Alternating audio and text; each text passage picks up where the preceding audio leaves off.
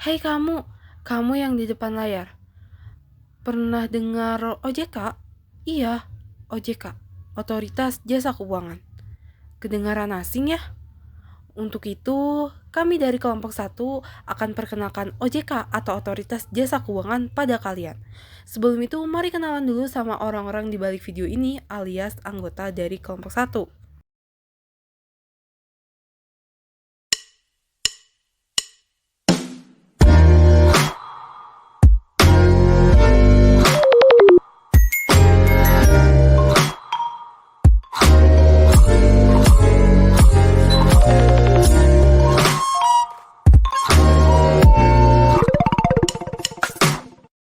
Otoritas Jasa Keuangan itu adalah lembaga yang independen dan bebas dari campur tangan pihak lain, yang mempunyai fungsi, tujuan, tugas, wewenang peraturan, pengawasan, pemeriksaan, dan penyelidikan. OJK ini dibentuk untuk mendukung kepentingan sektor jasa keuangan secara menyeluruh, sehingga dengan ini dapat meningkatkan daya saing perekonomian Indonesia. OJK juga seperti punya hubungan saudara dengan BI atau Bank Indonesia. Bedanya, Bank Indonesia itu perannya sebagai bank sentral yang meregulasi kebijakan moneter. Sedangkan OJK khusus untuk mengatur dan mengawasi kegiatan jasa keuangan perbankan. Munculnya otoritas jasa keuangan ini juga ada yang melatar belakanginya, yaitu karena ketidakpuasan dan kekecewaan Bank Indonesia terhadap lembaga-lembaga keuangan di Indonesia pasca krisis ekonomi di tahun 1998. Lalu, OJK ini dibentuk sesuai Undang-Undang Nomor 3 Tahun 2004 tentang BI yang menyatakan bahwa tugas mengawasi bank akan dilakukan oleh lembaga pengawasan sektor jasa keuangan yang independen dan berkaitan dengan Undang-Undang Nomor 11 Tahun 2011. Selain itu, ini juga berkaitan dengan perkembangan industri jasa keuangan karena globalisasi dan inovasi, menyebabkan kekomplekan, kedinamisan, dan saling terhubungnya dalam kegiatan jasa keuangan, konglomerasi, atau sebuah perusahaan yang memiliki anak perusahaan di bidang jasa keuangan, serta perlindungan bagi konsumen. Nah, sekarang kita telusuri sejarah singkat OJK. Pada Desember 2012, OJK mulai mengawasi pasar modal dan industri keuangan non-bank. Lalu, Maret 2013, dibentuknya tim peralihan perbankan dari Indonesia ke OJK. Kemudian, 31 Desember 2013, OJK secara penuh mengawasi kinerja perbankan dan 1 Januari 2015, OJK mulai mengawasi lembaga keuangan mikro atau LKM. Jadi, tujuan OJK ini diharapkan dapat membuat kegiatan jasa keuangan terselenggarakan secara teratur, adil, transparan, dan akuntabel. Mewujudkan sistem keuangan yang tumbuh secara berkelanjutan dan stabil, serta mampu melindungi kepentingan konsumen dan masyarakat. Selanjutnya, OJK berfungsi untuk menyelenggarakan sistem peraturan dan pengawasan yang terintegrasi terhadap keseluruhan kegiatan jasa keuangan. Dalam sebuah lembaga, pasti punya visi misi dong. Nah, kalau OJK ini bervisi menjadi lembaga pengawas jasa keuangan yang terpercaya, melindungi kepentingan konsumen dan masyarakat, dan mampu mewujudkan industri jasa keuangan sebagai pilar perekonomian nasional yang berdaya saing internasional. Dengan misi yang pertama, mewujudkan terselenggaranya seluruh kegiatan di dalam sektor jasa keuangan secara teratur, adil, transparan, dan akuntabel. Yang kedua, mewujudkan sistem keuangan yang tumbuh secara berkelanjutan dan stabil.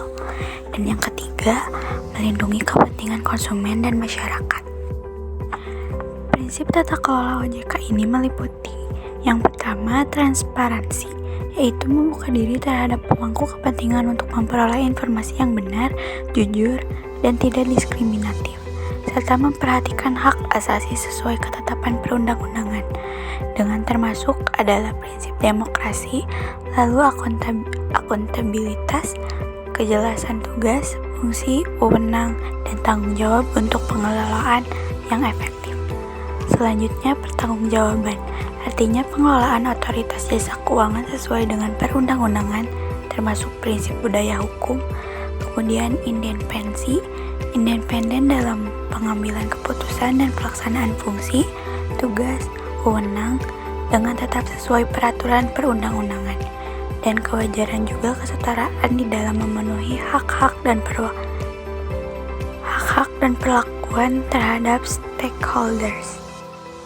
Kemudian, dalam penugasan OJK mempunyai tugas untuk melakukan pengawasan dan pengaturan terhadap kegiatan-kegiatan dalam sektor-sektor keuangan terkait yang meliputi kegiatan jasa keuangan dalam sektor perbankan, seperti melakukan pemeriksaan, pembinaan, serta pengawasan dalam sektor bank untuk perkembangan dan peningkatan kualitas dalam performa bank.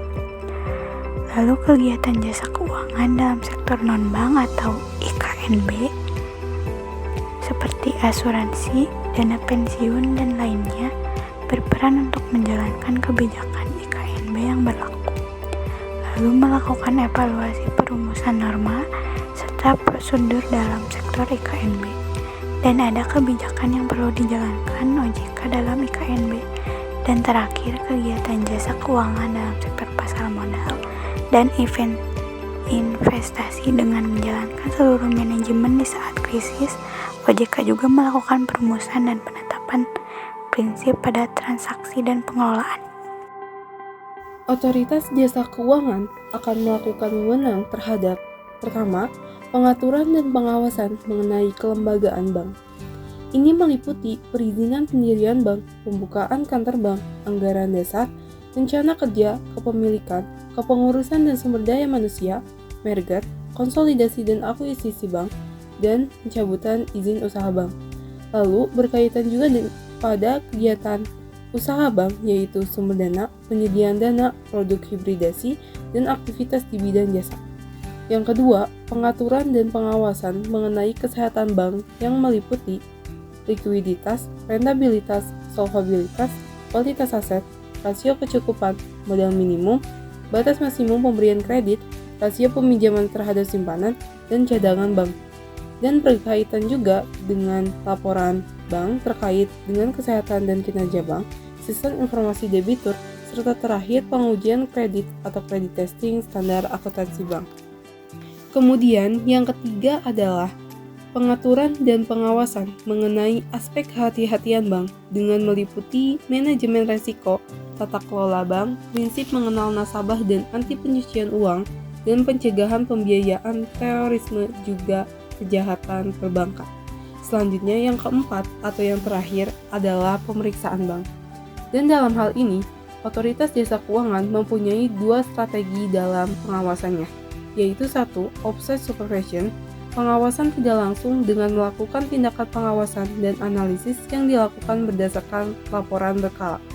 Dan yang kedua adalah onsite supervision, yaitu pengawasan langsung, yakni melakukan pemeriksaan pada bank untuk meneliti dan mengevaluasi tingkat kepatuhan bank terhadap ketentuan yang berlaku. Otoritas jasa keuangan memiliki nilai strategis pada pelaksanaan kegiatannya, yaitu 1. Nilai integritas.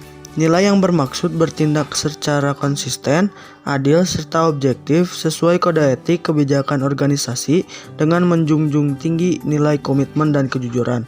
Yang kedua ada nilai profesionalisme, yaitu sebuah sikap yang bekerja penuh memenuhi tanggung jawab berdasar kompetensinya hingga menghasilkan pekerjaan yang baik. Ketiga ada nilai sinergi, adalah berkolaborasi penuh dengan seluruh pemangku kepentingan secara produktif dan berkualitas. Yang keempat ada nilai inklusif yang merupakan perilaku keterbukaan, menerima keberagaman, serta memperluas seluruh kesempatan bagi masyarakat di industri keuangan. Yang kelima ada nilai visioner, yakni sifat mempunyai wawasan luas dan dapat melihat ke depan, juga berpikir di luar kebiasaannya atau out of the box thinking. Selanjutnya, OJK juga mempunyai asas-asas yang dijunjungnya, yaitu 1. Asas independensi. Yang kedua, asas kepastian hukum. Yang ketiga, asas kepentingan umum. Yang keempat, asas akuntabilitas. Yang kelima, asas keterbukaan. Yang keenam, asas integritas. Dan yang ketujuh, asas profesionalisme. Dari visi dan misi yang dimiliki OJK, OJK mempunyai strategi untuk merealisasikannya. Strategi pertama itu mengintegrasi pengaturan dan pengawasan lembaga keuangan. Strategi kedua, meningkatkan kapasitas pengaturan dan pengawasan. Lalu yang ketiga, memperkuat ketahanan dan kinerja sistem keuangan. Yang keempat, mendukung peningkatan stabilitas sistem keuangan. Lalu yang terakhir, strategi yang kelima, meningkatkan budaya tata kelola dan manajemen resiko di lembaga keuangan. OJK mempunyai hubungan dengan lembaga negara lainnya untuk menjaga kestabilan pada sektor keuangan. Selain itu, pada sejarahnya OJK memang berdiri dengan mempertimbangkan hubungan kelembagaannya, dan hubungan itu mencakup dengan beberapa lembaga, yaitu BI atau Bank Indonesia, sesuai dengan pasal 39 Undang-Undang Nomor 21 Tahun 2011. Dalam menjalankan tugasnya, OJK berkoordinasi dengan BI dalam membuat peraturan dan pengawasan di bidang perbankan. Lalu berhubungan dengan LPS atau Lembaga Penjamin Simpanan, ini bersesuaian dengan pasal 41 Undang-Undang Nomor 21 Tahun 2011. OJK akan menjabarkan terkait bank bermasalah pada LPS yang sedang berupaya penyihatan oleh OJK, lalu LPS menjalani pemeriksaan pada bank dengan fungsi, tugas, dan wewenang yang berkoordinasi pada OJK dulu. Dan selanjutnya yang terakhir berhubungan dengan Dirjen Pajak, yaitu dengan mengaplikasikan AEO, Automatic Exchange of Information, yaitu pertukaran data otomatis dalam mengetahui data para warga negara Indonesia yang menjadi nasabah di luar negeri. Sekarang kita telusuri contoh kasus yang ditangani oleh OJK. Dikutip dari situs resminya OJK, pada tahun 2016 OJK ungkap kasus investasi ilegal yang dilakukan oleh PT Dream for Freedom, UNS Wesindo, dan PT CSI. Lalu yang kedua, melakukan tindak pidana perbankan di BPR MAMS Bekasi pada tahun 2018. Lalu dikutip dari CNBC Indonesia, OJK memberikan sanksi pada 23 situs pinjol seperti Ada Kami dan Aku Laku di tahun 2023. Dan terakhir yang terbaru sekarang, pengurusan kasus peminjaman online untuk kegiatan kampus dan bayar UKT. Nah teman-teman, kita mendapatkan materi ini dari LKPD yang diberikan sebagai acuan. Lalu website-website ini menjadi sumber materi dan referensi. Bisa kalian lihat ini, list-listnya dimulai dari websitenya OJK yang resmi sampai Kompas. Gimana nih? Kalian udah gak asing kan? Sekian teman-teman, videonya sampai di sini ya. Semoga apa yang telah disampaikan berguna untuk kalian semuanya.